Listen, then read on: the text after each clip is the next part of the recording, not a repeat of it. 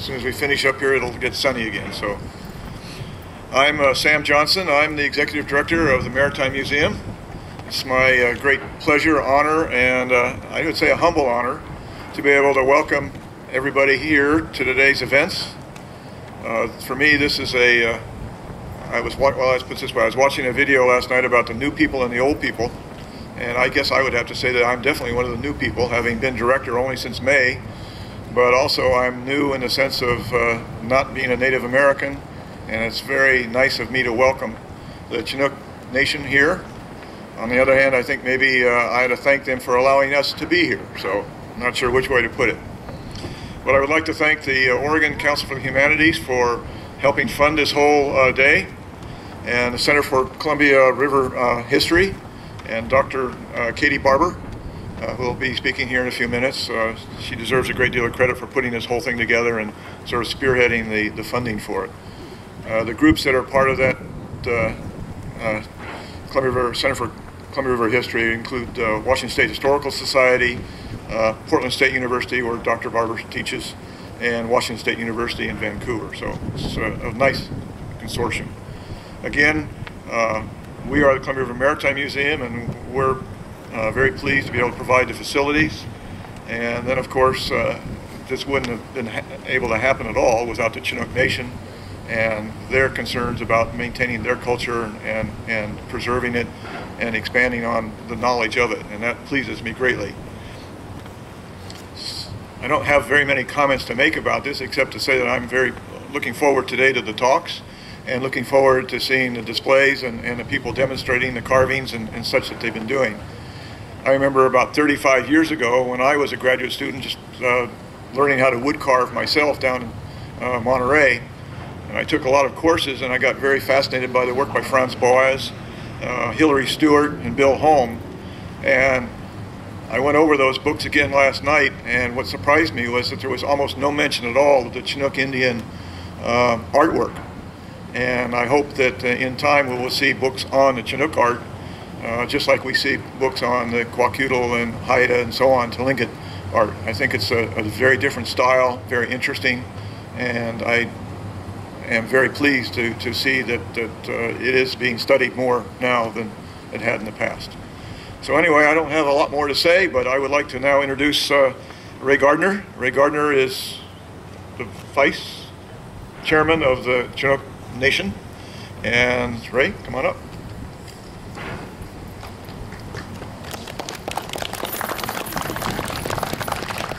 Ohio, welcome to everyone. It's wonderful to see everyone here today, and it's a beautiful day.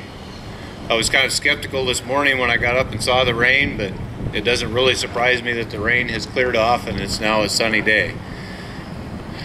I'd like to thank everyone for all of their participation. I'd like to thank the people that have agreed to put this on and to showcase the Chinook Nation.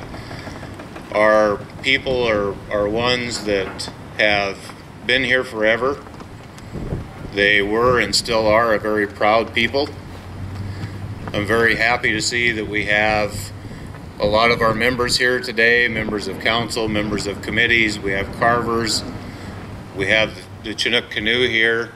So it's wonderful to see the representation that's here. It's a day for us to continue to educate people about not only who we are, more about us, more about our history, and more about where we would like to go. For a lot of you, if you don't know, the Chinook Nation was one that several years ago was terminated by the federal government, and we have been in an effort ever since to gain our recognition back. We did get our recognition at one point, only to turn around and have it taken back away again. We're now in the process of working through Congress, and we have a bill before Congress that's supposed to go into markup in about 2 weeks that hopefully will be successful in getting the tribe restored again. So I hope everyone really enjoys themselves here today. Please take the time to introduce yourself to all of our tribal members as we have a lot of them here. Please enjoy all the presentations that are here. and have an enjoyable day. For those of you who have traveled here today, I hope that your travels home are safe and you have a wonderful day. I'm Aussie. Thank you.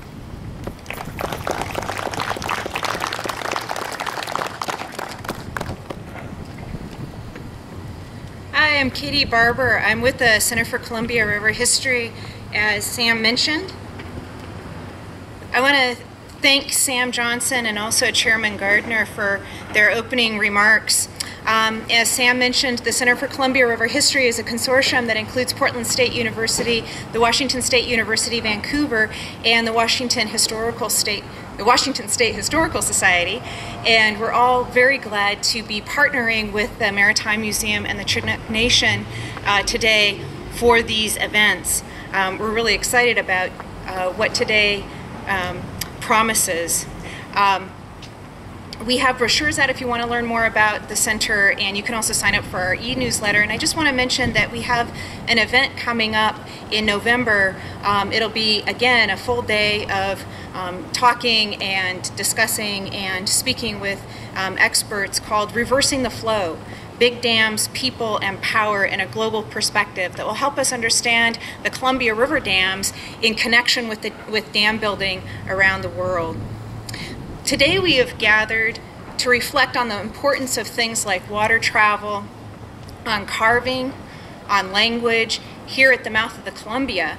And these things have, of course, a deep historical importance, and we're going to hear about that importance in presentations that are going to focus on how we know about these things through disciplines like archaeology, through things like the historic record. But water travel, carving, and language are also important and persist in this time as well.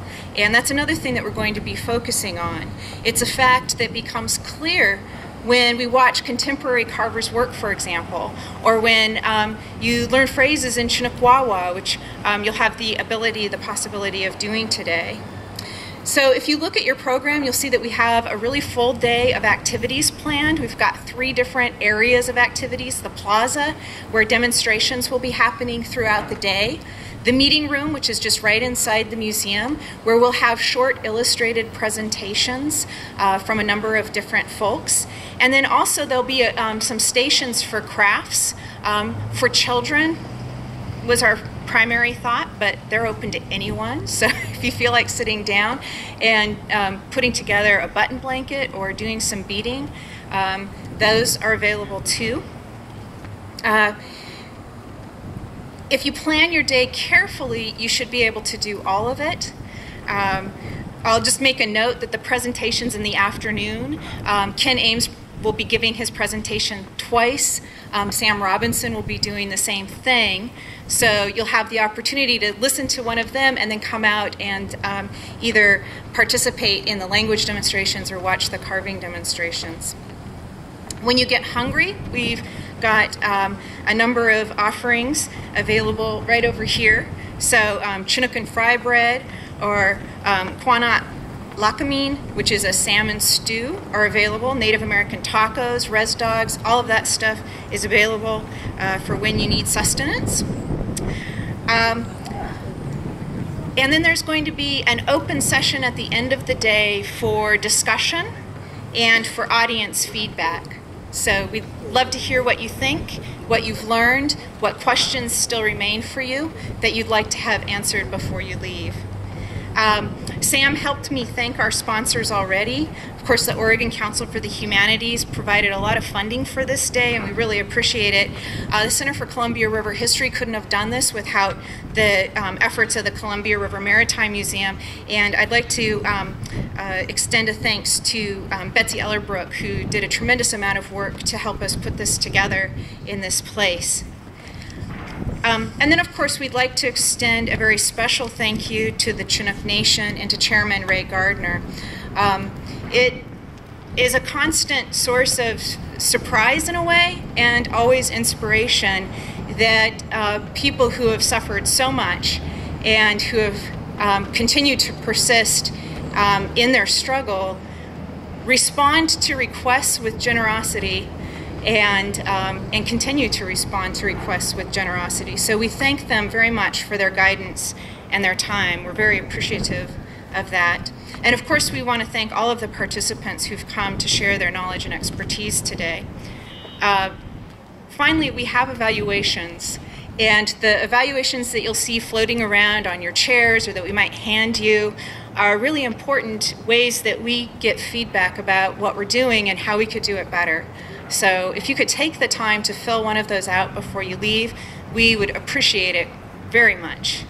And then the most important thing for me to tell you is to have a wonderful time, ask lots of questions, introduce yourself to the folks that you see who are sharing their knowledge.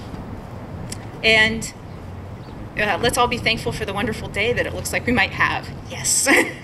Thank you very much. And a group of us can go inside. There's going to be carving demonstrations out here. And then speaker Jim Sace and Charlie Funk will be talking about Middle Village inside. So thank you very much. Thank you for coming.